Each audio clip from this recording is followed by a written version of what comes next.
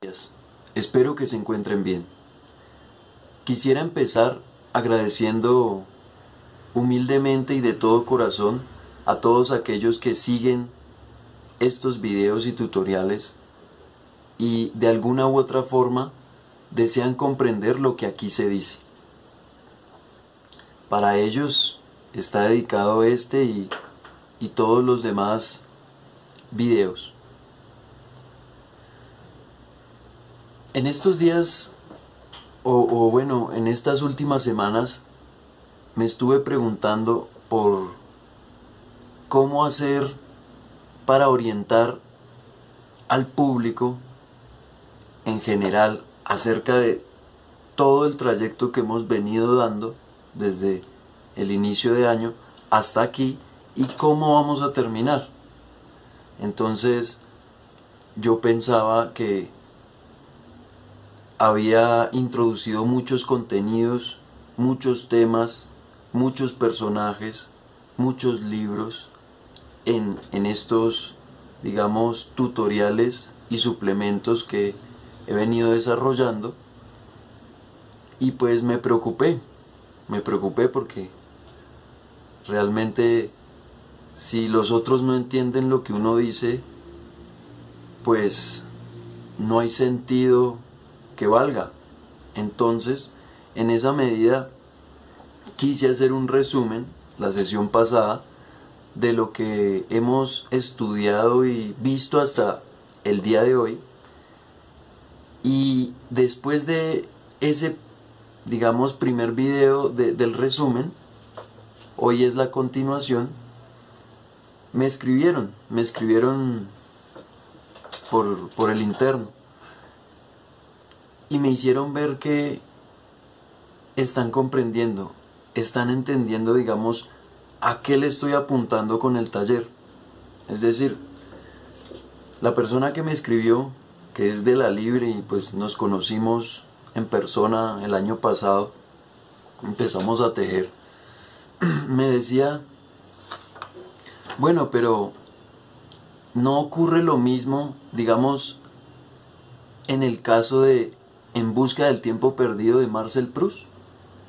Es decir, cuando él estuvo en un episodio muy grave de su vida, es que comienza a escribir ese gran libro, gran libro del siglo XX que fue o es En busca del tiempo perdido. Entonces eso me hizo pensar y pues traerles aquí una pequeña reseña de algunos puntos de la vida de este gran escritor que me regaló pues el que me lo escribió. Y sí, tiene razón, ocurre lo mismo que en Kafka yo trato de explicar. Es lo mismo, solo que esta vez transportado a otro ser humano, totalmente distinto, que merece otro tipo de estudio, otro contexto, otras bases. Es un universo muy grande el de las letras, tan grande como el que la física actual pues nos muestra. Entonces, quisiera empezar por esa pequeña reseña de Marcel Proust. Muchas gracias por el apunte, porque sí, a eso es lo que le apunta este taller, a observar o a estudiar en el pasado, en la historia de la humanidad, en los grandes personajes, en los grandes artistas, etcétera, esos momentos en donde mediante la melancolía, lo que estamos estudiando, surge un plus o surge un halo vital que hace que esta persona emprenda o inicie algo nuevo en su vida y le dé un viraje de 180 grados, pero en positivo, por así decirlo, entre comillas acá. No es que se vuelva positivista, ni filosófico, ni tampoco moral, como hoy se pretende, de ser positivo ante la vida y pues capaz y etcétera, etcétera. No. Positivo en el sentido de que torna el dolor que acumuló a lo largo de su vida y, y hace como el que es picado por una serpiente, muerde la herida, chupa el veneno y lo escupe, hasta que después de la convalecencia pueda otra vez pararse y caminar, como Lázaro, pues en la alegoría bíblica. Bien,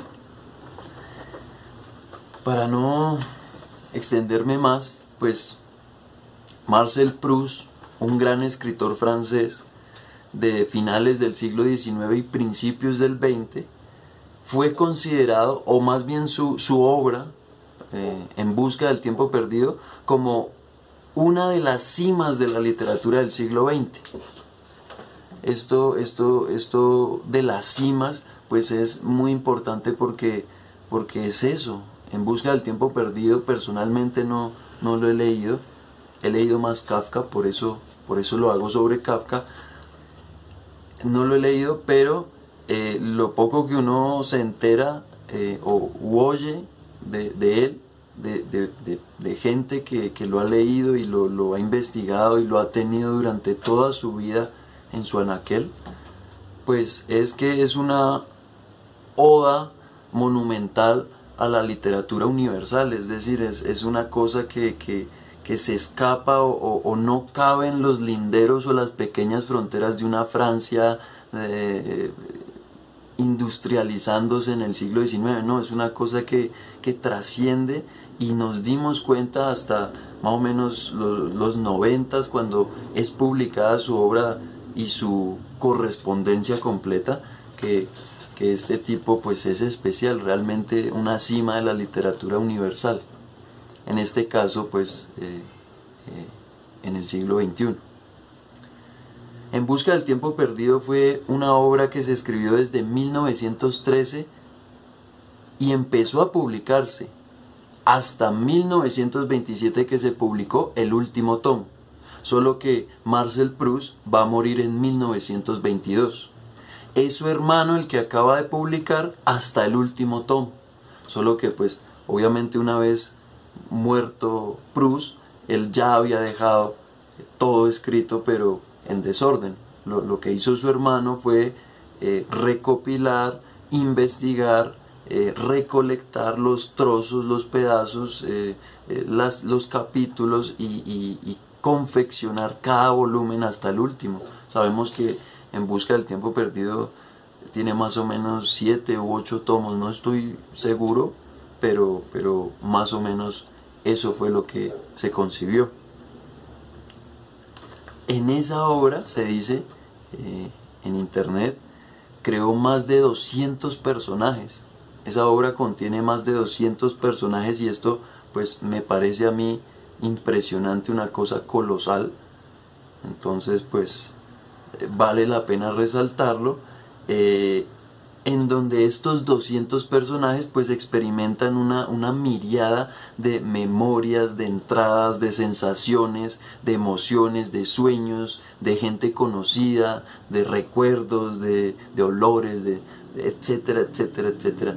Todo como convirtiéndolo en una especie de superliteratura, una cosa que tiene, digamos, muchas entradas, y no importa por dónde se entre, se va a llegar al mismo final. Es como el efecto que quiso Cortázar con Rayuela, el poder leerse en desorden desde cualquier capítulo, pero sin embargo trazando todo un relato, un continuo.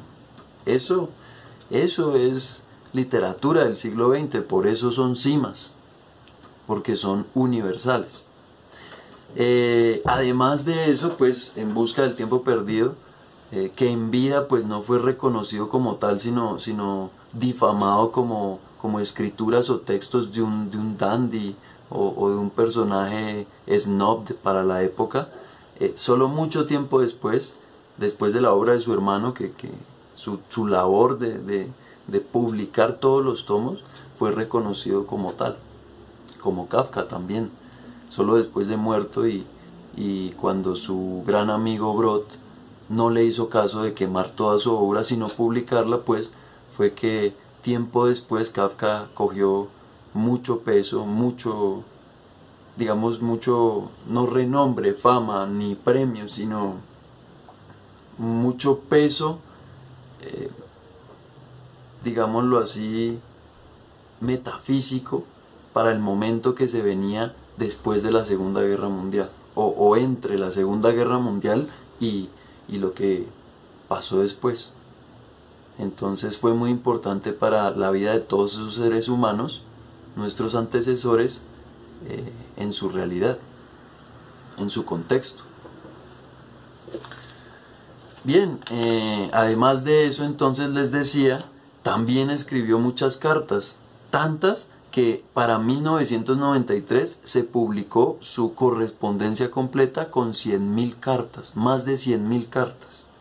Y eso fue publicado en 21 tomos. Ustedes pueden imaginar que pues Marcel Proust fue un escritor prolífico, como se dice, industrioso. Pero lo más importante y lo que va a ayudarnos a entender el por qué nos orienta esto en nuestro taller es que una vez su madre muere, él, pues totalmente destruido y hecho pedazos por la muerte del ser que tal vez más amó, emprende su obra en busca del tiempo perdido. Y le da y le da y le da hasta morir en 1922, cuando ya no tiene pues más fuerzas que dar. Digamos que esta obra monumental, además de la correspondencia que podemos imaginar fue amplia, lo consumió totalmente, pero en la actividad, no en la desidia y la depresión clínica que nos quieren, digamos, hoy explicar desde la ciencia o desde la clínica o los doctores que supuestamente estamos sufriendo todos. Yo no estoy diciendo que no haya gente enferma de depresión clínica, pero los que sufren de depresión en la sociedad pueden diferenciarse y tienen que diferenciarse de muchas etapas y muchos niveles que se tienen que dar y desarrollar. Es decir, no se puede de tajo decir que todos lo son o que ninguno lo es. Entonces, por eso este taller, con el objetivo de buscar esos matices, y entre esos matices encontró la melancolía. Y con la melancolía, entonces, decimos que no vamos a morir postrados en una cama, tirados en el suelo, a la pura desidia de quién sabe qué demonio, sino una vez destruidos y vueltos pues nada en esta vida, es que ahí ocurre algo y la melancolía se metamorfosea en entusiasmo y se cumple, digamos, como un nuevo nacer, un inicio o una nueva mañana que este personaje o el que encarna, digamos, ese momento va a emprender y va a consumir sus últimas fuerzas en un acto desesperado por existir, por, digámoslo así, aplacar o disminuir las fuerzas que hasta ese momento de la melancolía lo habían llevado a desarrollar, a desatar en su propio cuerpo. Entonces, es ahí donde nos queremos meter con este taller, en el momento en que la melancolía se vuelve entusiasmo y encarna en un demonio, por así decirlo, entre comillas. No es un demonio, no vayan a pensar del infierno o cosas parecidas, sino un daimón antiguo, un espíritu que nos sigue toda la vida y siempre está guardando nuestras espaldas. Es eso a lo que me refiero.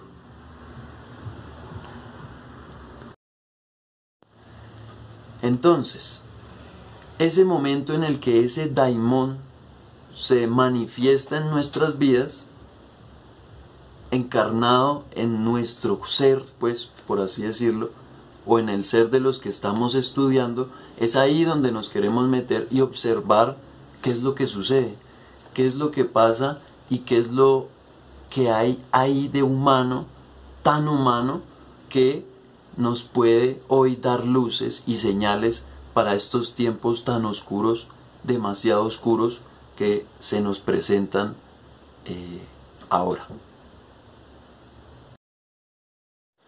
Bien, para continuar la charla que habíamos dejado el video pasado acerca del resumen y la entrada a la obra de Kafka, entonces continuamos con lo que venía diciendo acerca de Hermsen, de Joe Hermsen, que a partir de la obra o el cuadro de Jan Asselin quiere reinterpretar su actualidad. Es decir, ya además del estudio y el análisis que le hicimos a la época de Asselin, al siglo XVII como tal, Hermsen quiere traer ese cuadro y reinterpretar su propio siglo XXI en, claro está, el centro de Europa, prácticamente, Holanda. Entonces dice ella, o podemos sacar en conclusión de su libro, se pasó de defender la libertad de la república ante la corona extranjera, que era lo que pasaba en el siglo XVII, mediante actos desesperados, como vemos que el cisne está pintado frente a la amenaza del peligro, se pasó a defender nuestra seguridad de Estado ante la pobreza externa mediante actos desproporcionados. Digamos, esa es la gran máxima o conclusión que podemos sacar de algunos de los capítulos de este libro, de los primeros capítulos, porque después va a explicar y va a tomar a Hannah Arendt, una referencia importante de su condición humana, y va a tratar la melancolía y la condición humana de una manera muy bonita. Entonces, hasta ahí podemos extraer esa gran máxima y ese parangón o ese paralelo que hace entre el tiempo de Asselin, en el tiempo de Witt y en el tiempo de Spinoza, que fue el siglo XVII, con el suyo, que es el siglo XXI, y cómo se pasó de precisamente esa libertad a esa seguridad de Estado, y cómo se pasó de tenerle miedo a la corona a tenerle miedo a la pobreza externa o ya sea interna también. La pobreza, digamos, hoy se escribe con P mayúscula, y yo creo que realmente ese es el sentido de haberle dicho a esto Colombia, y es que le tenemos tanto miedo a la pobreza que solo por el hecho de tenerle miedo empezamos a hacer cosas desesperadas, agonizantes e instintivas, y podemos llevarnos las vidas de muchos y muchos por delante sin importar qué ni cuándo. Y ese es realmente el gran problema, digamos, uno de los grandes problemas que vivimos actualmente en este lado del mundo. Entonces, retomando, ya no es el miedo al rey, y esto es bien interesante, sino al pobre. Ya no es el miedo a la corona, como en el siglo XVII, antes de la Revolución Francesa, sino miedo a la pobreza. Entonces, entiéndase que una vez, por ejemplo, la Revolución Francesa fue, pues, en el siglo XIX se inició toda una industrialización, tanto de los centros urbanos de toda Europa, como de la agricultura de todos los pueblos y de todos los países que conformaban más o menos Occidente en ese momento. Y agréguele a eso, al final del siglo, el imperialismo que desató toda esa acumulación de industria y de capital, que pues desató lo que hoy conocemos como nuestro gran sistema económico.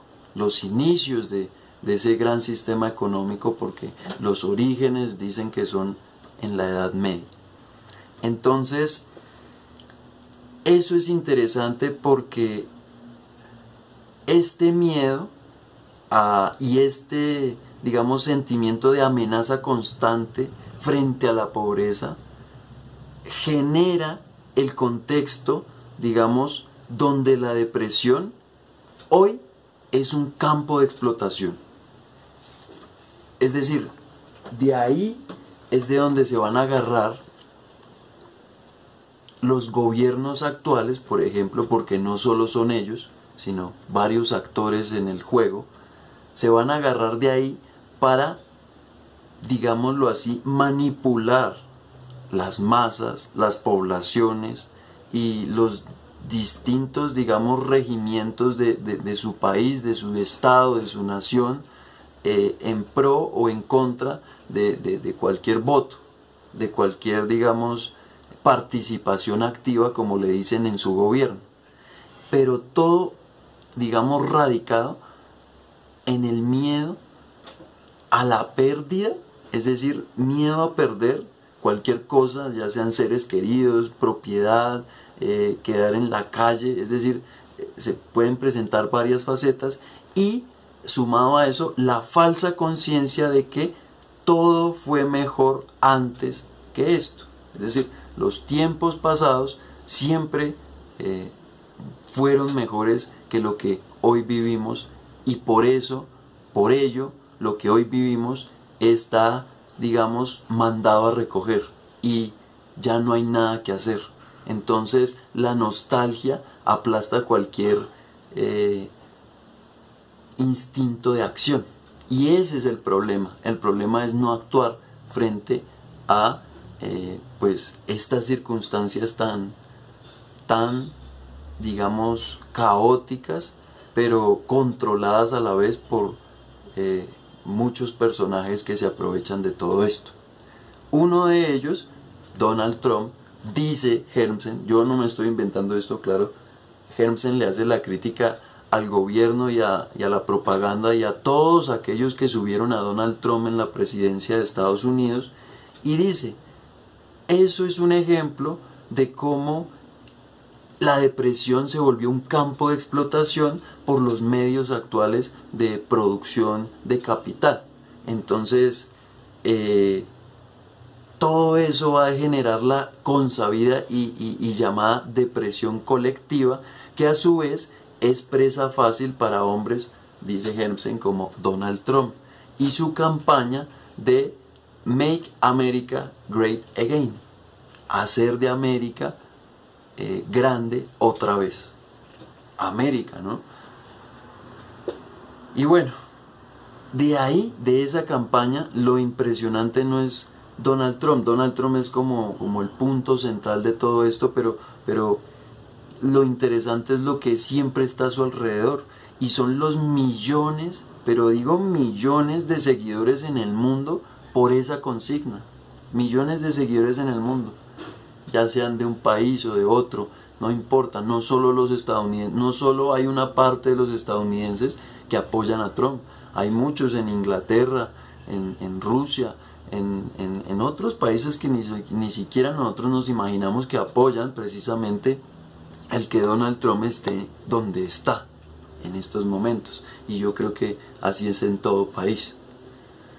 Ahora bien, decimos que, según las estadísticas que hemos venido estudiando, en el mundo actual hay diagnosticados con depresión clínica más de 400 millones de personas a lo largo de la Tierra. Y eso, dice Andrew Solomon, el profesor que estudiamos el semestre pasado, es parcial, porque los datos, las cifras, las estadísticas siempre son limitadas, muy limitadas, frente a lo que el primer mundo, entre comillas, no conoce del tercero.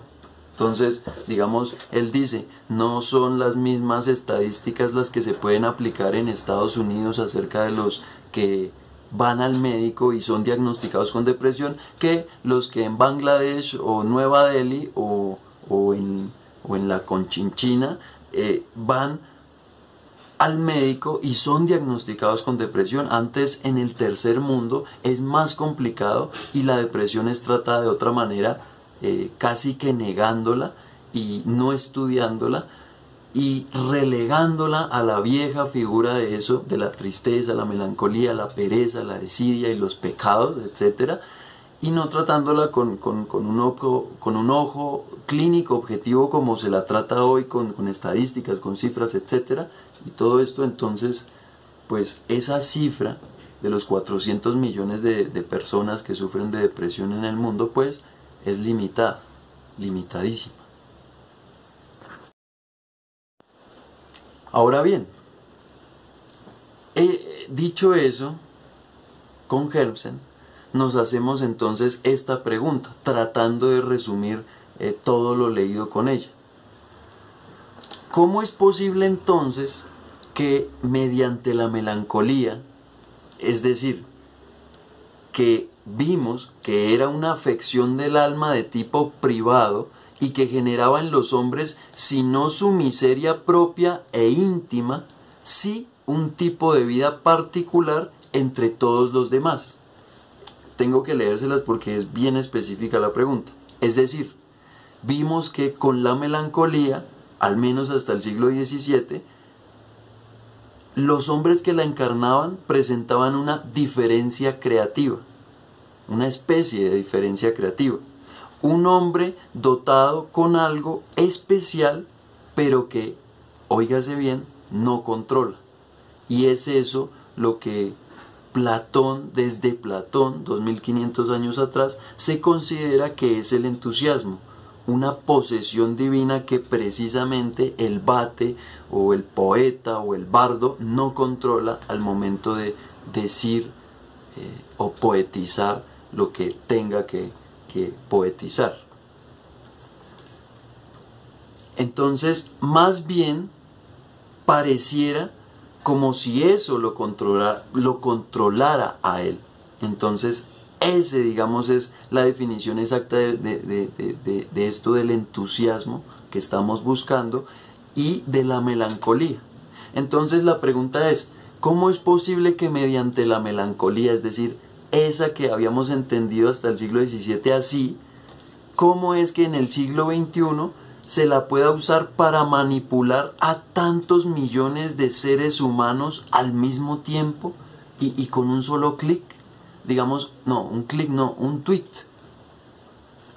Pues eso nos deja mucho que pensar. Y para resumir las cuentas, ¿cómo se pasó entonces, o porque hubo un paso entonces de concebir la melancolía de esa forma a como la concebimos hoy, un campo de explotación donde los que pueden pues juegan a diestra y siniestra los dados con la población, con los seres humanos que pues nosotros somos, y eso pues es injusto? Pero entonces, si hubo un paso, ¿cómo se pasó entonces de el estoy triste pero vivo? Es decir, esto es lo que se decía un ser humano hace 2, 3 siglos, y nuestros abuelos también. ¿Cómo se pasó del estoy triste pero vivo de antes al estoy enfermo, tengo depresión de ahora? Es decir, ¿cómo se pasó de una afección del alma a una enfermedad clínica y totalmente incapacitante? Esa, digamos, es como la gran cuestión que estamos siguiendo acá y preguntándonos con Hermsen, que ¿cuál fue esa historia? ¿Cómo se dio ese paso? ¿Por qué sucedió lo que sucedió? Y eso es lo que pues vamos a terminar estudiando durante este último año. Yo les voy a contar por medio de estas charlas más o menos la historia que Hermsen nos traza acerca de la depresión, cómo llegamos de la melancolía a la depresión. Entonces pues no se preocupen si aún no tienen el libro de Hermsen, no se preocupen porque en internet no está, hay que comprarlo o hay que buscarlo en una biblioteca.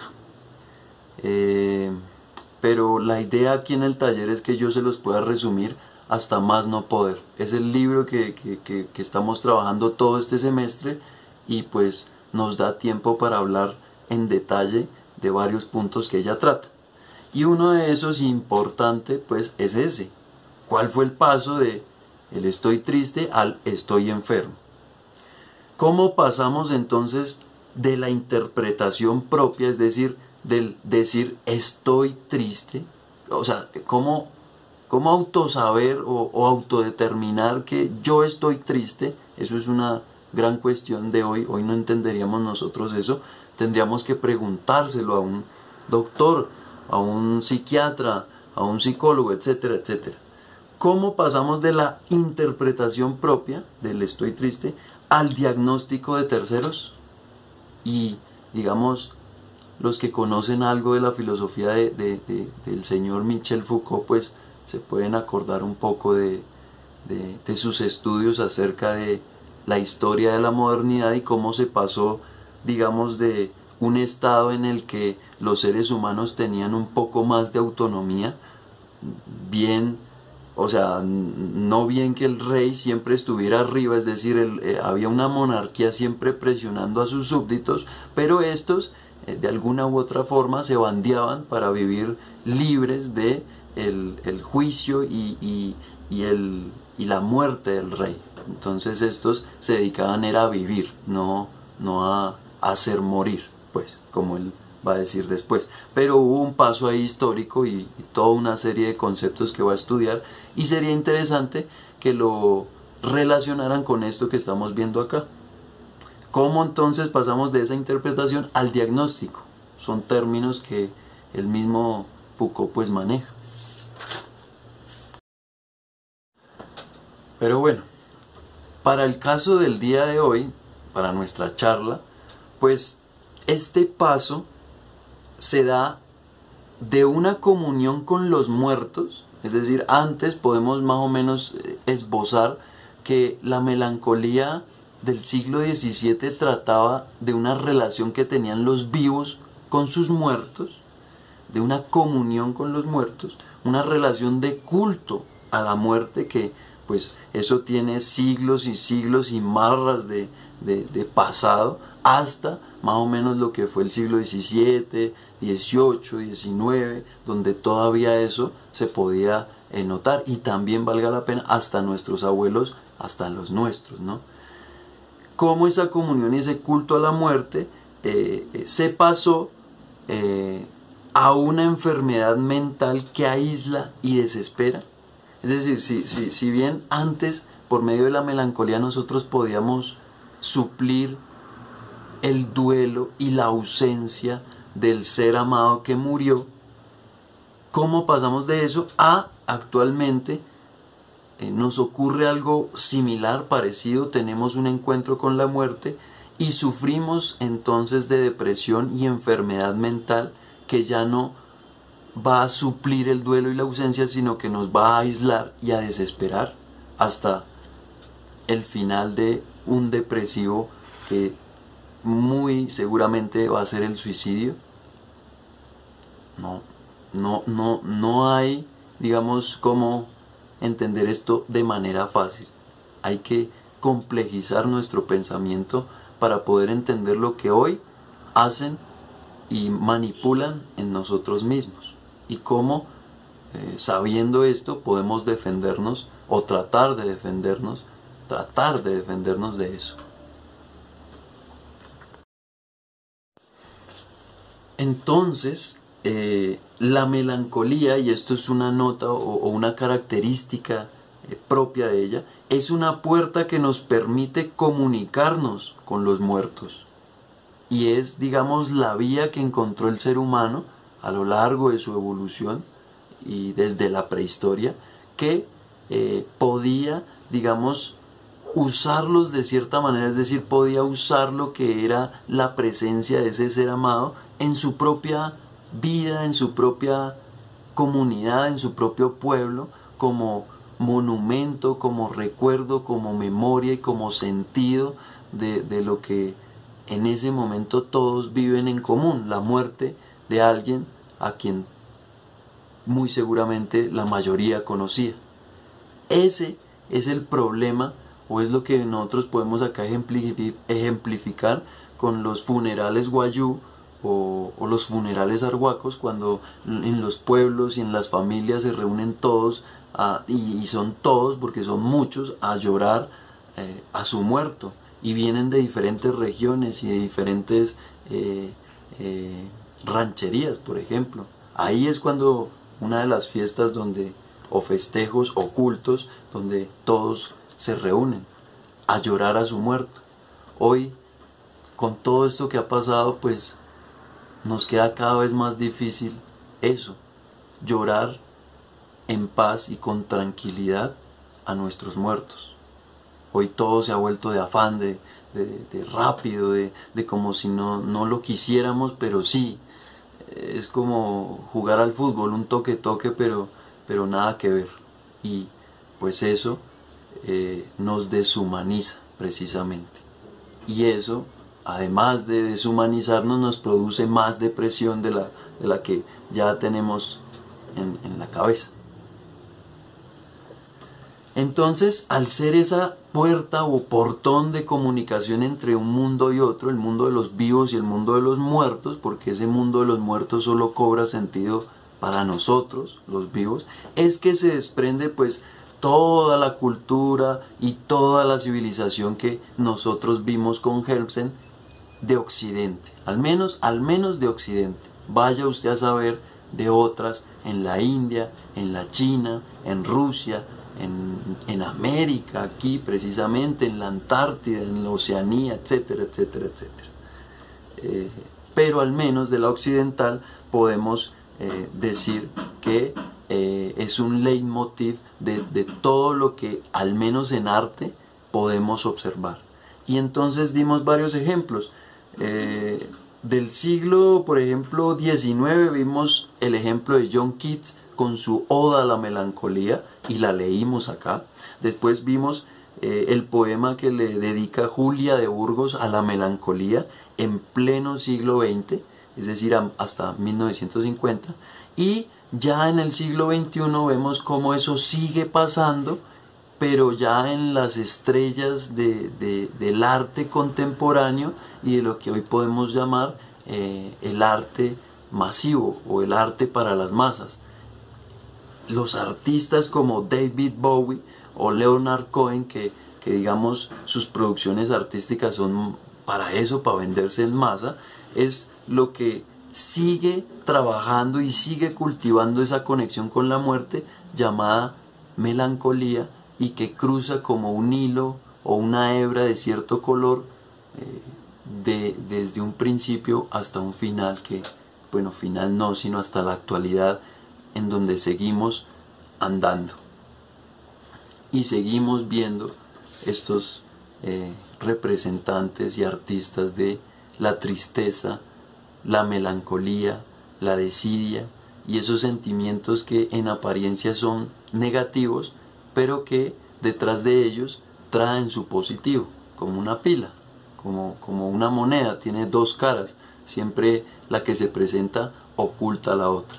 Entonces pues nada que hacer. Lo único que podemos hacer como seres humanos es tomarnos el trabajo de ver el otro lado de la moneda, como pues nos enseña o nos enseñó el maestro en la Libre. De hecho, entonces, para resumir, es la forma en que damos algún sentido a cualquier tipo de material sobre la tierra, en comunidad con otros. Es decir, la muerte es lo que le da sentido al que un grupo de seres humanos en algún momento hayan cogido una roca y la hayan empezado a cincelar, o hayan cogido un poco de pigmento y hayan empezado a pintar, o hayan cogido una rama y hayan empezado a tallar, no sé. Hay infinidad de ejemplos desde un origen muy remoto, casi prehistórico, en donde con la materialidad de la tierra, es decir, con los medios naturales de los que disponemos, empezamos a crear obras que hablan no de nuestras vidas, de nuestras propias vidas activas, como diría Hannah Arendt, sino de los muertos, de ese otro mundo al cual no podemos acceder mientras sigamos actuando diariamente aquí en esta tierra. Eso siempre nos va a consumir el sueño, nos va a consumir el pensamiento y nos va a consumir nuestros sentimientos más íntimos y personales. Entonces, en esa medida es que el ser humano siempre ha buscado tener esa relación con la muerte y de alguna manera trabajar la melancolía. Ha encontrado en la melancolía algo especial y muy especial para lo que hoy conocemos como la historia de la humanidad y lo que nosotros llevamos como en los genes. Entonces, para terminar, es la manera en que una cultura, o en este caso una civilización, se relaciona con lo que comprenda del hecho de tener que morir. A partir de ese tener que morir que todos los seres humanos tienen que afrontar, es la forma como lo afronta que empieza a cultivarse cierto tipo de sociedad, cierto tipo de comunidad, cierto tipo de hacer las cosas, cierto tipo de usos, cierto tipo de cosas, cierto tipo de fiestas, de ritos, de cultos, etcétera, etcétera, y poco a poco, y sobre esas bases, sobre el modo en que se conciba el tener que morir, es que se construye, pues en este caso, la civilización para Hermsen. Y un ejemplo muy, digamos, claro y en nuestras narices, visible, que podemos nosotros estudiar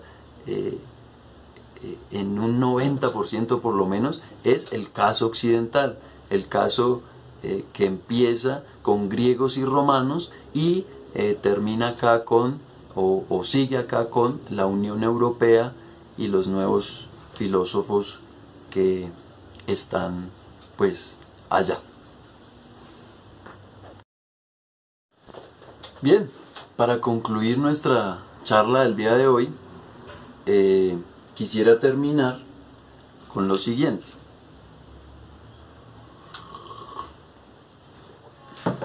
Entonces, si decimos que la melancolía hace parte como esencial de nuestra propia cultura occidental, lo que tenemos de parte de Occidente también, hoy no nos damos cuenta, somos como ignorantes de lo que hay detrás de las obras que nos producen aquel sentimiento.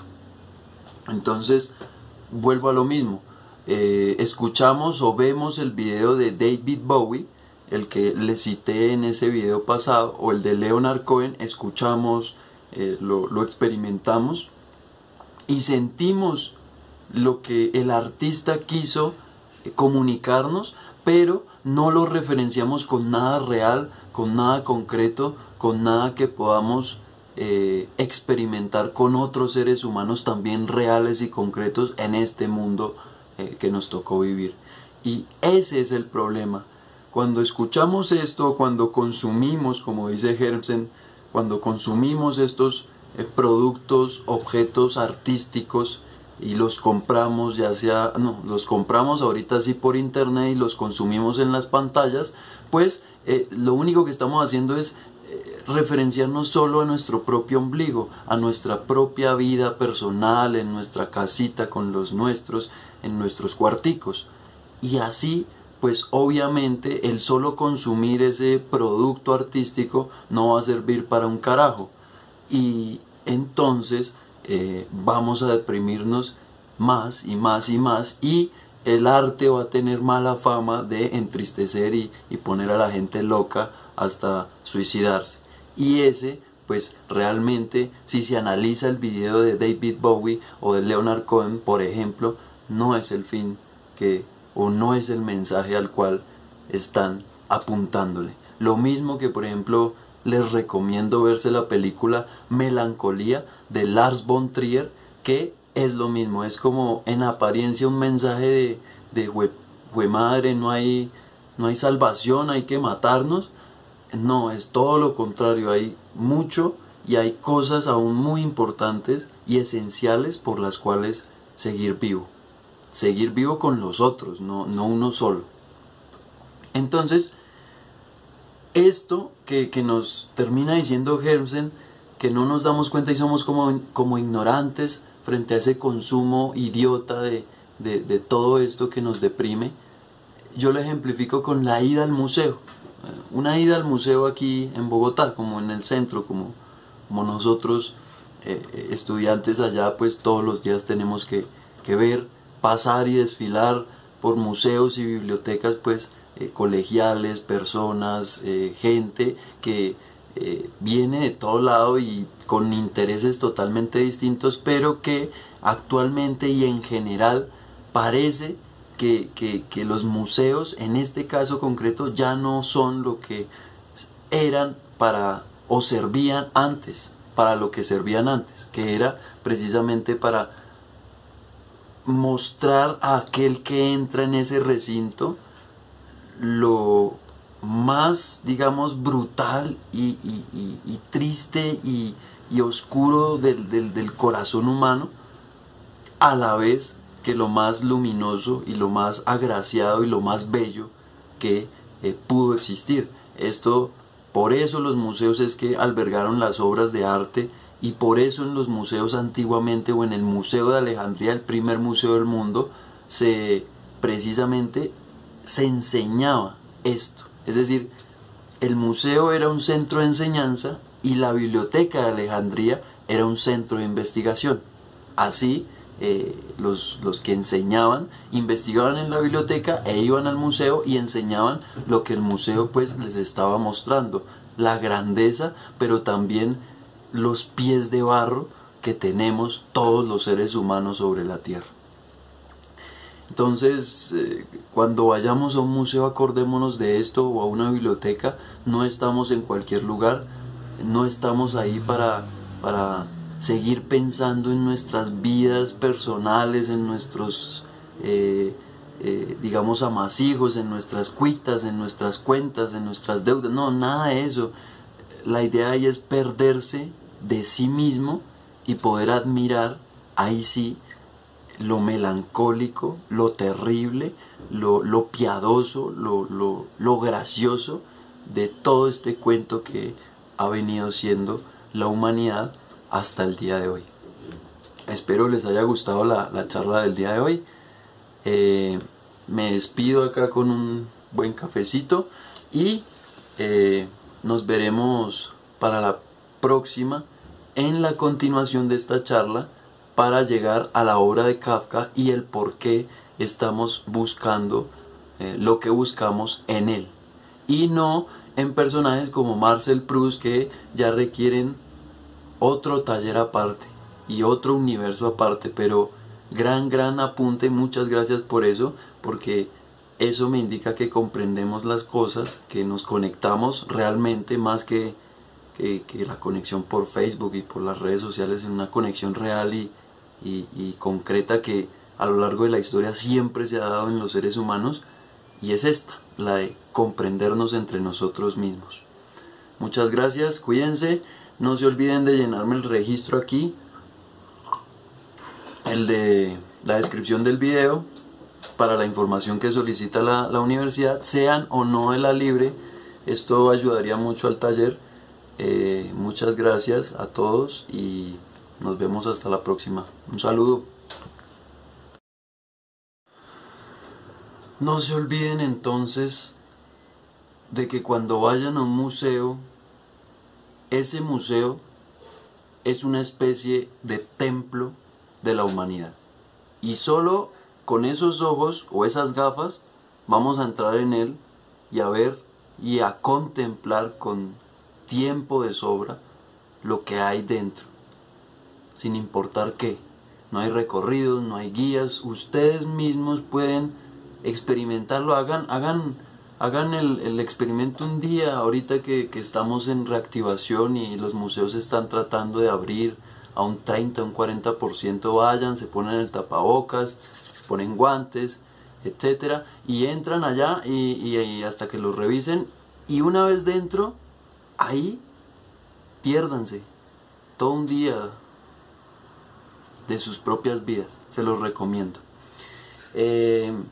Después de haber hecho ese ejercicio,